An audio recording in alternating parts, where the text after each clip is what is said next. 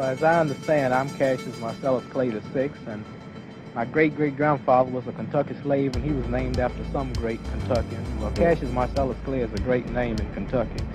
And really, where he was from, or where it was all originated, I couldn't tell you. But since I've reached a little fame in boxing, most people want to know where am I from and where did I get that name. But really, I haven't really checked on it, so I see that I'm going to have to go look in the You'll have to look it up. See what it's all about now that I'm getting a little interview.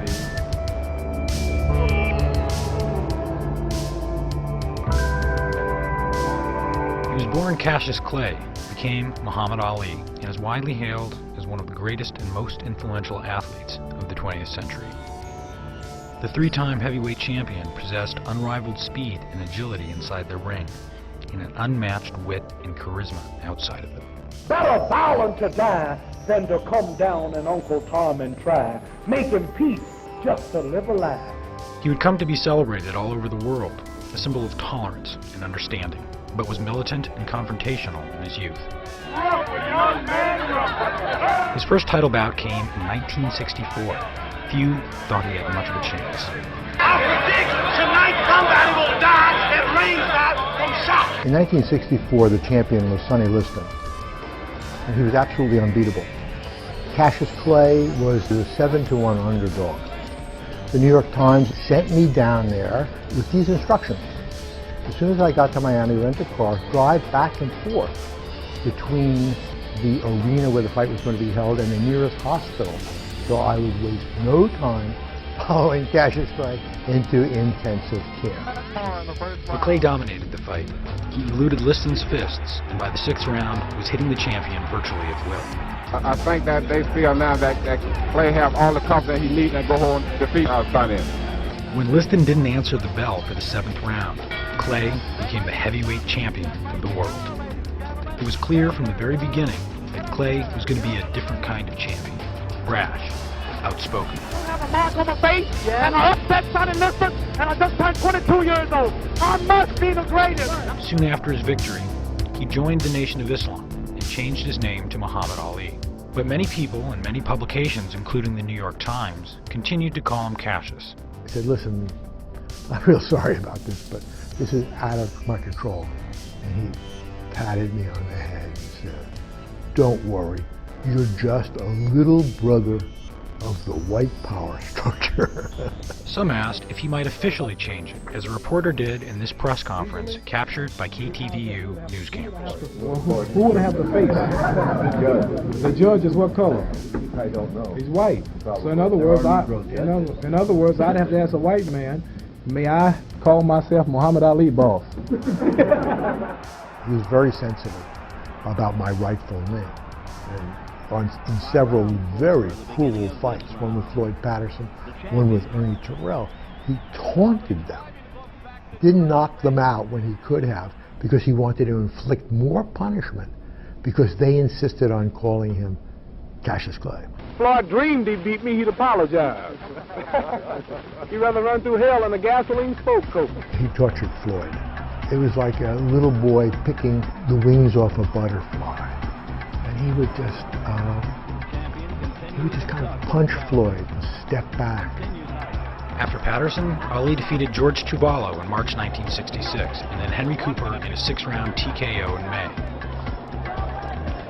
He knocked out Brian London in only 3 rounds in August, beat Karl Millenberg in 12 rounds in September, and defeated Cleveland Williams in a 3-round technical knockout in November, in what many experts consider to be the most dominant performance in Ali's career.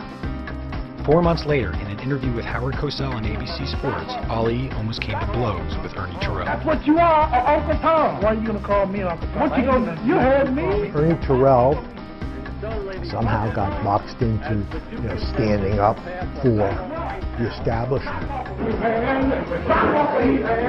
And that was, another terrible and ugly fight. This was the mean and cruel streak. Terrell would not call him by his name, he would call him Cassius. And so when he just punished him, he was like, what's my name? Steady to humiliate him. I hardly think it's necessary. Don't you agree, Joe? I don't know about that. I think Clay can do what he want to do in the ring. Finally, in March 1967, Ali defeated Zorafoli. He had won 29 fights in 6.5 years, one of the most extraordinary runs in heavyweight boxing history. Although he didn't know it at the time, it would be 3.5 years before he fought again. When Ali refused induction into the armed forces, the State Boxing Commission suspended him and stripped him of his title. The country was pulling apart, and he's caught right in the middle of it. This wave after wave of TV reporter, radio reporter, they all came in. You know, in a few minutes you're going to be, you know, in the front lines. And then black Muslims would come and they say, oh, some cracker sergeant going to drop a hand grenade down into your pants. And he was wild and he was exasperated. And late in the evening, I remember standing there, late in the evening, the last radio reporter comes and goes, so champ, how do you feel about being reclassified and going to Vietnam? And then he said, I ain't got nothing against them Viet Cong. The phrase was refined. I got no quarrel against them Viet Cong. No Viet Cong ever called me nigger. He refused to step forward to be drafted. He was stripped of his title, but he stood firm. The heavyweight champion of the world is telling people that you can take my belt, you can take my championship. And that introduced a lot of us to courage, to honor, to valor. It's not just about running fast, jumping high, but what do you stand for? What are your morals? What are your principles? What stand will you take? What are you willing to risk? So for the next 3.5 years, he couldn't fight, and he had to make a living mostly by speaking engagements on college campuses. And in the beginning, he was terrible. First of all, I would like to thank the student governing body for inviting me here. In the course of that, in the Q&As after, as they asked him political questions, he would begin to understand the main threads of American life. You my opposer when I want justice. You my opposer when I want equality. You won't even stand up for me in America for my religious beliefs, and you want me to go somewhere and fight, but you won't even stand up for me here at home. And by the end of those 3.5 years, he became a principled man. And that really became his importance in America. My conscience won't let me go shoot some poor, hungry people in the mud for big, powerful America and shoot them for what? They never called me nigger. They never lynched me. They never put no dogs on me. They never robbed me of my nationality. Shoot them for what? How am I going to shoot them? Them little poor little black people, little babies and children and women. How can I shoot them poor people? Just take me to jail. Ali won his appeal in 1970 when a federal court upheld his bid for a state license. He quickly got back to work, beating Jerry Corey and Oscar Bonavino. His chance to reclaim his titles came in March 1971 against his old friend Joe Frazier. It was dubbed the fight of the century. Today, now, 40 years later, a lot of people, because of their love of Ali, think Ali probably won that fight. Joe Frazier beat him up, and I can remember him saying, when a man gets me going, that's a real punch, and when he knocks me down, that's a real punch. And Joe Frazier had knocked him down. And in a way, I'm part of that knockdown. If you look past Ali, you'll see 3 gentlemen from the New York Times, Arthur Daly, Bob Lipsyte, and myself. And the way you can find me is I had a pen in my mouth. And in the photo, it looks like a mustache. But trust me, it was a pen. It was Ali's first professional loss. Even though the decision was undisputed, he continued to talk trash about Joe Frazier every chance he got, wherever he was. Are you Joe Frazier? Are you Joe Frazier's nephew? Is he related to you? This boy's pretty. This boy ain't ugly. Ali defeated a dethroned Joe Frazier in January 1974, but his next championship bout wasn't until 10 months later when he squared off against George Foreman in a match in Zaire, dubbed the Rumble in the Jungle. Most people, including myself, thought Foreman would demolish him. There were 60,000 people in a soccer stadium yelling, Ali Boumaye. Well, what that meant was Ali kill him. Ooh, I want to get my soul and my spirit. 100,000 African brothers hollering Ali Boumaier, and Ali had told them that Foreman was a Belgian. He wasn't, of course. But when they told him that, they wanted to believe it, and Foreman was the enemy. That fight was just masterful. He just blew Foreman's mind. You know, he completely, as much as one competitor could completely turn someone inside out, Ali had completely turned Foreman inside out. He'd back off into the ropes and let Foreman pummel him. And Foreman would just smash his ribs and everything. And finally, Foreman just kind of punched himself out. And Ali threw a right hand in the 8th round. I looked up and Foreman spun and went down and just had no energy to get up. 3 years after he had lost the fracture. And now suddenly everybody loved him. That's sports. That's the way it works sometimes. this is the most joyous scene ever seen in the history of boxing. Only a few months later, he found himself abroad again, this time in Malaysia, to defend his title against Joe Bugner. They had never had a heavyweight title fight in Kuala Lumpur, and they were making a big thing out of everything, including the selection of the gloves. They brought them in on a pillow. Each fighter tried on his gloves and everything. And then after all the selection, they put them back in the boxes, and then they sealed it. They sealed the boxes with wax from a candle, and they literally were going to put them in a safe inside a jail cell and padlock the cell so nobody could tamper with the gloves. And Ali said, "The gloves are going to jail. The gloves are going to jail. The gloves ain't done nothing yet." Muhammad Ali was fun to be around. He was an entertainer. He was a pleaser. I remember once he had done an exhibition in Florida on a field, on a makeshift ring, and his dressing room was a recreational vehicle.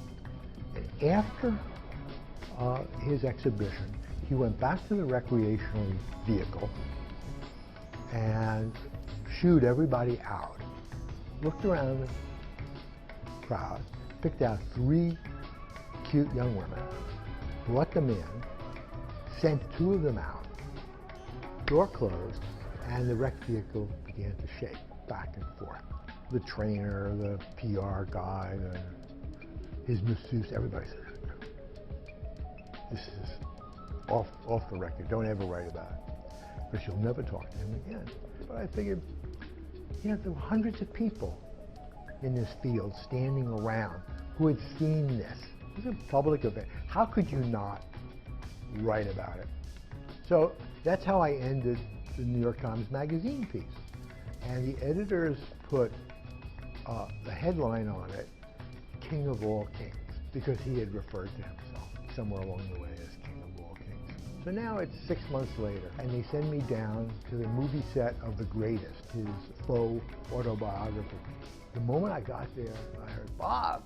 And he came running over, and he grabbed me and said, "King of all kings, you got that right." He did have this grandiosity about him, and he was a narcissist. And I think there were some dark parts of him, which you can't avoid. But perhaps the darkest was kind of a vicious attack on Joe Frazier, calling him an Uncle Tom, calling him a gorilla. I will beat the gorilla in the Thriller in Manila. And later on, ascribing all of this to, wow, we were kind of beating the drum for the box office. Well, somehow that's even worse. It's Uncle Tom. Why do you say that? Oh, insist on calling me Clay. Oh, Uncle Tom. I'm Uncle Tom. Frazier supported Ali's stance on Vietnam, even lent him money when Ali wasn't fighting. But what started as a friendly rivalry in the ring became something altogether different. Frazier was hurt and angry when they faced off for the 3rd time in the Philippines. God, it had to be 100 degrees in that arena. And it was a brutal fight, brutal. I mean, I'd call it an epic in brutality, and it was. I mean, you couldn't, there was never a slow movement. I mean, the punches were brutal. And also by that time, 4 years after the first fight in the Garden, They were older and slower. They really couldn't get out of each other's way. So every punch landed. It was stopped in the 15th round by Joe Frazier's trainer because his left eye had been closed and he couldn't see Ali's right-hand punches coming, so he stopped it. Even though he thought Frazier was ahead, he stopped the fight because he didn't want Joe to get hurt. One of the first questions, if not the first, somebody said to him, "Muhammad, what a brutal fight. What was it like in that ring?" I'll never forget. All Ali said was, "It was next to death."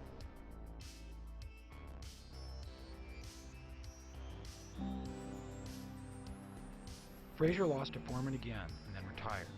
Ali fought 10 more times, defeating Koopman, Young, Dunn, Norton, Evangelista, Shavers.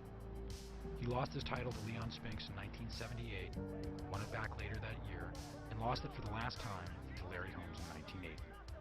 Larry, I'd like you to explain why you've been crying. No, I really respect Ali a whole lot. It hurt you to punish him that way. But still, Ali fought on. He finally retired after losing to Trevor Berbick a little over a month before his 40th birthday. 2 years later, Dave Anderson caught up with him before Ali left on a goodwill tour. He was probably a few pounds heavy, so he was going through some training, just light training, but something to get the weight off. That's the first time I noticed that he was slurring his words. And as we all know, that got worse and worse and worse and worse. I mean, it's been a terrible, terrible scene for years. Ali's decline was as rapid as it was dramatic. He appeared in public less and less frequently as time went on. But despite his obvious difficulties, he never lost his spark. I think he's an enormously interesting character. I think that he may have been the greatest fighter we've ever seen. I think that he's an amazing window on a historical period. As a human being that I knew and traveled with, I loved him. There were things about him I hated, but I loved him as a human being, and he was pure fun. I saw him at the Olympics in Sydney, Australia. By this time, the Parkinson's had been ravishing. But I remember meeting him at some little event, and there was this, again, it was a small gathering. And so, you know, I reintroduced myself to him, and I said, he said, by this time he started, he said, "What's your name?" And so I said, "My name is Bill Rose." He said, "No. What's your real name?" I never told you my name is Cassius Clay. My name is Muhammad Ali, and you will announce it right there in the center of that ring. You must listen to me. I can't be beaten. I am the king of the world.